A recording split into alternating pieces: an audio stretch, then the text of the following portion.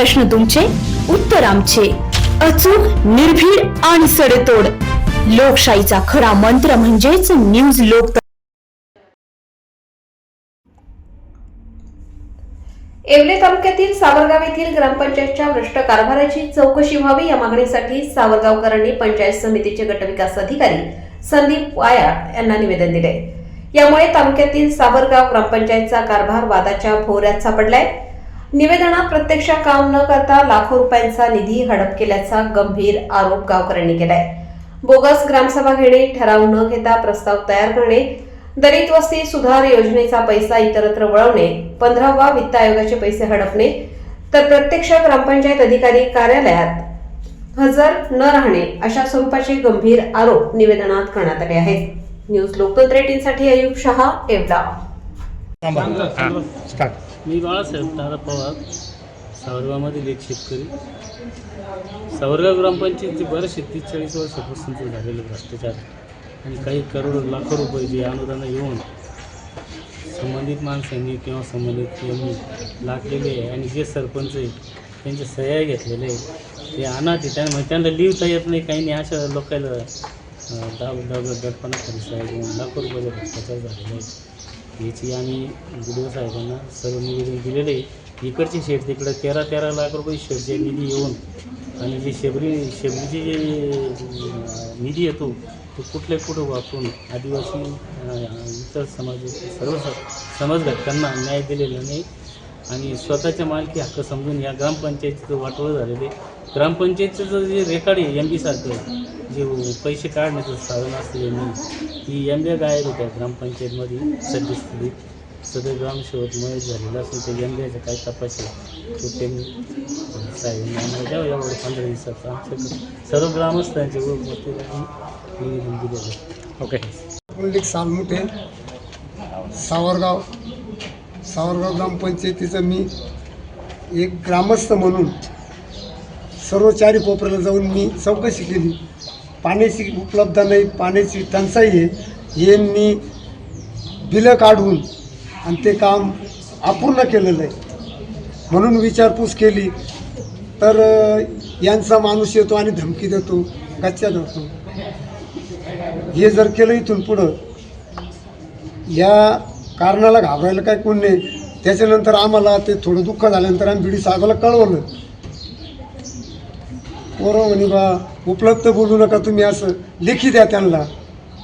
समोर कागदपत्र हे लेखीच बोलावं लागतं. त्यांचीसुद्धा कागदपत्र आपण आपल्या ताब्यात घ्या. मी ग्रामसेवकला विचारलं, तो नुसता येऊन भाकरी खातो आणि विचारतो. त्याला म्हणलं तू दप्तर तपासे, त्याची पुरवणी कर तर चार्जेवर बैस, नाहीतर मागच्या ग्रामसेवकनी जे काय भ्रष्टाचार केला हा तुला लक्ष द्यायला पाहिजे, तर खुर्ची ताब्यात घे तुझ्या, नाही तर घेऊ नको तू. तो मला म्हणे तू कुठून आला, काय आला, बरं तुला कुठून आला काय केलं दाखवतो म्हणतो. मी माझ्या ग्रामस्थांना विचारपूस करतो आणि तुझं काम मी चालू करून देतो म्हणलं आणि BDO साहेबाची गाठ घेतो. आज BDO साहेबाकडून आपली काय अपेक्षा आहे?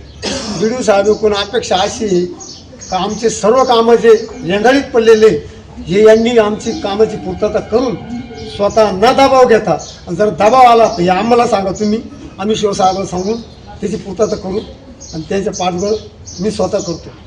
आणि सर्व ग्रामस्थ आहे माझे सावरगाव. हे स्टार्ट म्हटल्यावर रेडी. मी अशोक सकाराम लोखंडे, माजी पंचायत समिती सदस्य येवला. माझे म्हणणे असे एक, आमच्या सावरगाव ग्रामपंचायतीमध्ये साधारणतः 300-350 आदिवासी लोकसंख्या आहे. तरी आम्हाला आजपर्यंत कुठली जी निधी येते ती निधी आम्हाला कुठल्याही प्रकारच्या आमच्या एकाही आदिवासी मेंबरला विश्वासात न घेता, किंवा मी स्वतः एक तालुका जिल्हा लेवलचा पुढारी असून मलासुद्धा विश्वासात न घेता आमची निधी भरपूर आलेली आहे आणि त्या निधीचा उपयोग कुठंतरी दुसरीकडे केला गेलेला आहे. आम्हाला कुठलंही ते माहिती नाही. तर तिची व्यवस्थित चौकशी सखोल झाल्या पाहिजे आणि ती चौकशी होऊन जे संबंधित जे कोणी काही गैरव्यवहार केला असेल त्यांच्यावर फौजदारी गुन्हे दाखल झाले पाहिजे आणि आम्हाला तो न्याय मिळाला पाहिजे. कारण आमची जी आदिवासी निधी ही सेपरेट असते शासनाने दिलेली, आमचा निधीचा उपयोग हा आदिवासी समाजाला विचारल्याशिवाय करता येत नाही. परंतु आम्हाला कोणालाही विश्वासात घेतलं नाही.